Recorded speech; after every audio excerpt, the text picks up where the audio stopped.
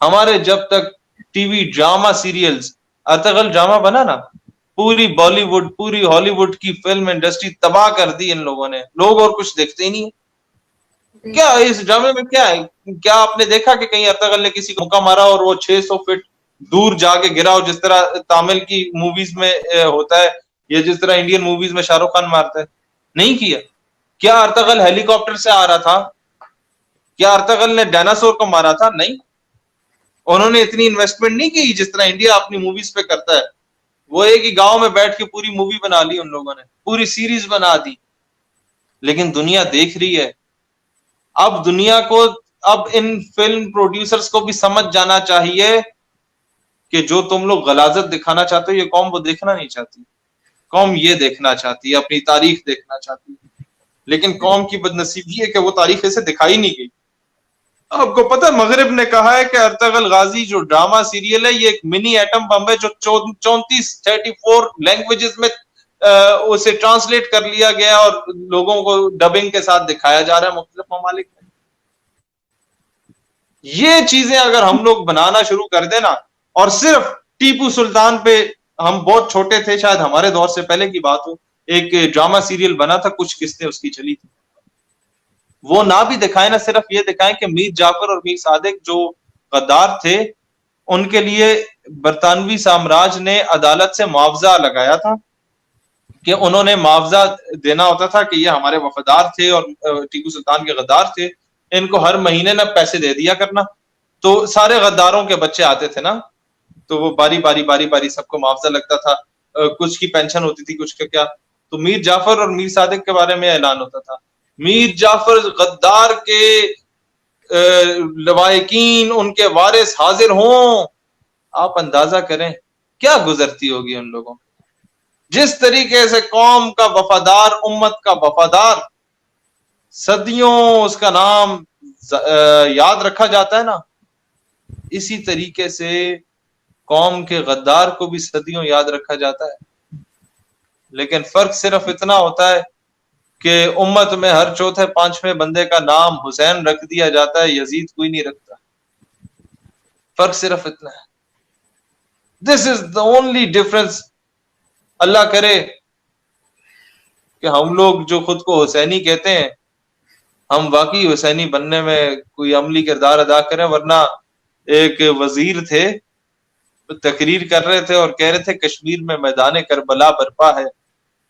تو میں نے فوراً اپنی تقریر کا آغاز کچھ یوں کیا کہ اچھا جی، کشمیر میں میدان کربلا برپا ہے تو بتاؤ حسینی کون ہے؟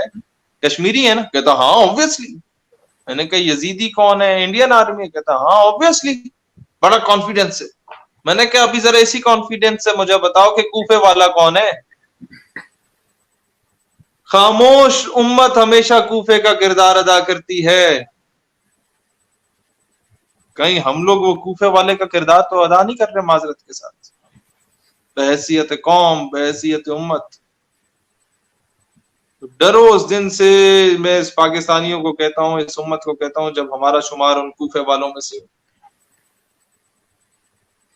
وہ ایک بندے نے شعر لکھا تھا، کہتا ہے میرا حسین ابھی کربلا نہیں پہنچا، میں حر ہوں اور لشکر یزید میں سے ہوں، کہ ان کے انتظار میں سے ہوں کہ فوراً پھر ان کے لشکر میں شامل ہو جاؤں.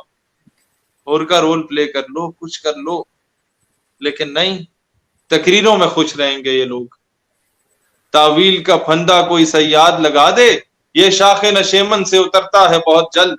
کوئی آگے کہانی سنا دے اس کے گٹوں میں بیٹھ کے کہ پیر صاحب تو کی گل ہے، واہ واہ بلے بلے بلے. یہ اس قوم کے بارے میں اقبال رحمت اللہ علیہ نے کہا تھا. بے حس ہو چکے ہیں. میں بغیرت کے لفظ استعمال نہیں کرنا چاہتا، ورنہ وہی ہو چکے ہیں. کیا کریں؟ سچ بولیں تو ان لوگوں کو پسند نہیں آتا، یہ ذاتیات تک آ جاتے ہیں. اور جھوٹ بولیں تو ضمیر مطمئن نہیں ہوتا. کیا کریں ہم لوگ تو اپسیٹ ہو چکے. تو کیا کشمیر کے پاس اس کا اپنا رائٹ ہونا چاہیے کہ وہ ڈیسائیڈ کرے وہ ایز اے سیپریٹ اسٹیٹ رہے، یا کشمیر پاکستان کا حصہ بنے گا؟ پاکستان کا ڈے فرسٹ سے یہی موقف ہے کہ Kashmir is for the Kashmiris, let them decide either to annex themselves with Pakistan, with India, or to become a separate homeland. Kashmiri جو فیصلہ کریں گے ہمارے سر آنکھوں پہ ہوگا. الحاق پاکستان سر آنکھوں پہ, علیحدہ ریاست سر آنکھوں پہ, ہمارا ان سے رشتہ کلمے کی بنیاد پہ. پہلے بھی میں نے یہی کہا تھا, ہم انہیں آزادی دلوائیں گے انشاءاللہ, آگے ان کی مرضی ہوگی, اور ہم دونوں صورتوں میں پھر بھی ان کے لیے کٹ مرنے کو تیار ہوں گے اسلام کی نسبت سے انشاءاللہ. پاکستان جو ہے وہ UN سے ایڈ لے رہا ہے, تو آپ کا کیا خیال ہے اس بارے میں؟ لوگ آپ کا پرسپیکٹیو جاننا چاہ رہے ہیں کہ کیا وہ ایز اے بیریئر ایکٹ کر رہا ہے کہ ہم کشمیر کے لیے آواز نہیں اٹھاتے, یا ہم اپنا ہر مسئلہ انہی کی طرف لے کے جا رہے ہیں؟ میں اگر کسی کو قرضہ دیتا ہوں نا تو میں اس سے ایکسپیکٹ کرتا ہوں کہ وہ میرے بوٹ بھی پالش کرے, میری گاڑی پہ بھی کپڑا مارے, اور میں اسے اگر لات بھی مار دوں نا تو اس کی جرات نہیں ہونی چاہیے بات کرنے کی.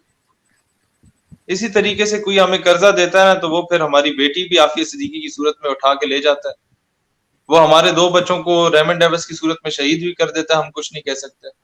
وہ کرنل جوزف کی صورت میں اسلام آباد کی سڑکوں پہ ہمارے بچے کو اپنی گاڑی کے نیچے کچل کے بھی چلا جاتا ہے, ہم کچھ نہیں کہہ سکتے. قرضہ بہت گندی چیز ہے, لہٰذا میں حکام بالا سے یہی کہوں گا, قوم سے کہہ دو کہ جب اتنی مہنگائی برداشت کر رہے ہو اور زندہ ہو, بجلی کے بغیر بھی زندہ ہو, پانی نہیں ہے گدلا پانی پی کے بھی زندہ ہو, تو گھاس کھا کے بھی زندہ رہ سکتے ہو. وزیر اعظم پہل کرے قوم کرے گی. وزیر اعظم باپ کی صورت ہوتا ہے, جس طرح خان صاحب نے فرمایا, باپ پہلے گھاس کھائے, بیٹا گھاس کھانے کو تیار ہوگا. مسئلہ صرف یہ ہے کہ بھوکا پیاسا ہو کے مرنا تسلیم ہے, بغیرت ہو کے مرنا تسلیم نہیں.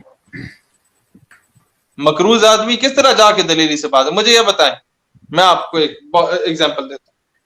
آپ کے محلے کا ایک چودھری ہے, اور اس نے آپ کے گھر کے ایک کمرے پہ قبضہ کیا ہوا ہے, ادھر اس نے اپنا گندم اناج وغیرہ رکھ دی ہے. اب میں نے کہا کہ یہ میری بہن ہے, میں اس کے حق کے لیے جاؤں گا.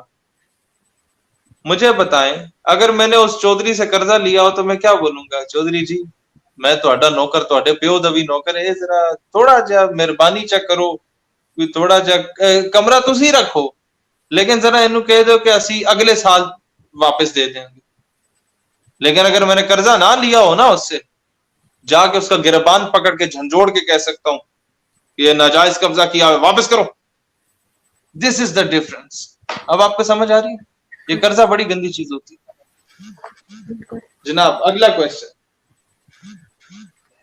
سر یہاں پہ ایک بتے کا سوال ہے جو پوچھ رہے ہیں کہ what will be the role of other Muslim countries like Saudi Arabia and Turkey and Iran if ہم اگر وار کی طرف جاتے ہیں تو ان باقی ممالک کا کیا رول ہوگا, جس میں نہیں کیوں آپ ان کے رول کا کیوں آپ کو انتظار ہے؟ آپ نے جب افغانستان پہ امریکہ نے چڑھائی کی تھی, آپ کا کیا رول تھا؟ عجیب بات ہے. ہم لوگوں نے تو امریکہ کا ساتھ دیا تھا, مارو ہمارے مسلمانوں. بس اللہ کرے وہ رول یہ نہ پلے کریں, ہمارا ساتھ نہ دیں, ہمیں نہیں ضرورت ان کے ساتھ کی, کسی بھی ملک کی, کسی مسلم کنٹری کی. بس بیٹھ کے دعائیں کر لیں ہمارے لیے, کیونکہ ان کی حکومتیں بھی اسی طرح کی. جب آپ کی تلوار پہ عورت اور شراب آ جائے تو وہ زنگ آلود ہو جاتی ہے, وہ پھر برما فلسطین کشمیر کے لیے نہیں اٹھتی. تو میرا یہی موقف ہے کہ ہمیں خود اپنے حصے کی جنگ ہمیں خود لڑنا پڑے گی, اور کسی ملک سے آپ توقع نہ رکھیں. نہیں ہے. اگر یہ صرف اسی لیے ہے کہ مسلمان بہن بھائی وہاں ہمارے تشدد کا شکار ہو رہے ہیں, تو پھر باقی مسلم ممالک اس معاملے پہ آواز کیوں نہیں اٹھا رہے؟ دیکھیں باقی مسلم ممالک نے آواز اٹھائی نا, ہر مسلم ملک نے کہا ہم کشمیریوں کے ساتھ کھڑے ہیں, ہم اظہار یکجہتی کرتے ہیں, بھارت کے عزائم کی مذمت کرتے ہیں. ہم نے بھی یہی کیا ہے. اب آپ کیا چاہتے ہیں کہ ہم نعرے لگیں؟ جی دوسرے میں آپ سے جو پوچھنا چاہ رہی تھی وہ یہ تھا کہ آپ کو کیا لگتا ہے کہ جنگ سلوشن ہے, آپ کا پرسپیکٹیو ہے, یہ ہمیں سمجھ آ گیا, مگر آپ کو کیا لگتا ہے کہ انڈیویجول لیول پہ میں یا پھر باقی جو ہماری یوتھ ہے, ہم انڈیویجول لیول پہ ایسے کون سے اسٹیپس لے سکتے ہیں جو ہمیں لینے چاہیے, اور آپ کیا میسج کیا دیں گے ہماری یوتھ کو اوور آل جنرلی؟ میں صرف مختصراً وہ بات بتانا چاہتا ہوں جو امپلیمنٹ بھی ہو سکتی ہو. اس قوم کو قوم بنا دیں, یہ ہجوم بنا ہوا ہے. جہاں مداری بندر کو نچاتا ہے یہ قوم پہنچ جاتی ہے, جہاں داندوں کا جلسہ ہوتا ہے یہ قوم پہنچ جاتی ہے, جہاں کتوں بلوں مرغوں بٹیروں کو لڑوایا جاتا ہے یہ قوم پہنچ جاتی ہے. اس قوم سے کہیں کہ اگر تم اکٹھا ہونا شروع ہو جاؤ کشمیر کے لیے, شاید حاکم وقت آپ کے ووٹ بینک کو حاصل کرنے کے لیے کشمیر کا نام لے لیں. بس یہ میں اس قوم سے کہنا چاہتا ہوں. سر میں بہت شکر گزار ہوں. آپ نے مجھے پتا ہے کہ آپ کتنے بزی تھے, کال پر بات کرنا کتنا مشکل ہو رہا تھا, تو میں بہت